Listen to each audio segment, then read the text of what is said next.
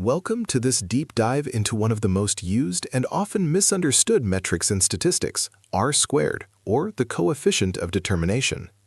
When we build a statistical model, we are essentially trying to explain the chaos of the world with mathematical order. But how do we know if our model is actually doing a good job?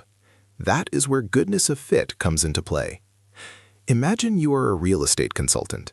You notice that as house sizes increase, prices generally go up. But there is a lot of noise. Two houses of the same size might have different prices due to location, age, or even the color of the walls. To understand R squared, we first need to establish a baseline. If you had no information about a specific house other than the average price of all houses in the neighborhood, your best guess would simply be the mean. Let's visualize this. In a scatter plot of house price versus square footage, the horizontal line representing the mean price is our naive model. The distance from each data point to this mean line represents the total variation in the data. In statistics, we square these distances to get the total sum of squares, or SST. This represents the total uncertainty we have before we even start using our regression model. Now we introduce our linear regression line, the best fit line. This line minimizes the distances between itself and the data points. These new distances are called residuals. When we square these distances and add them up, we get the residual sum of squares, or SSR.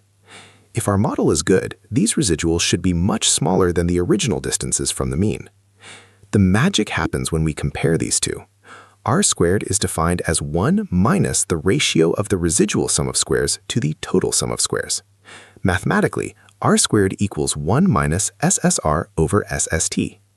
This formula tells us the proportion of the variance in the dependent variable that is predictable from the independent variable. Think of it as a percentage. An R squared of 80% means that 80% of the variation in house prices can be explained by the size of the house. The remaining 20% is unexplained, or due to factors not included in our model, like the number of bathrooms or the proximity to a park. However, a high R squared isn't always a sign of a perfect model. In complex fields like psychology or sociology, an R squared of 30% might be considered excellent because human behavior is inherently unpredictable. Conversely, in physics, an R squared of 90% might be considered poor if the underlying theory predicts a perfect relationship. This is the context trap of statistics. Finally, we must beware of overfitting. If you keep adding variables to your model, like the number of windows, the height of the owner, or the day of the week the house was listed, your R squared will always increase or stay the same, even if those variables are useless. This is why professional analysts use adjusted R squared, which penalizes the model for adding unnecessary complexity. Understanding this balance is the key to truly interpreting the goodness of fit. References: 1. Gujarati, D.N., Basic Economics. 2. John E. Friend, Mathematical Statistics. 3. Wooldridge, J.M., Introductory Economics, A Modern Approach.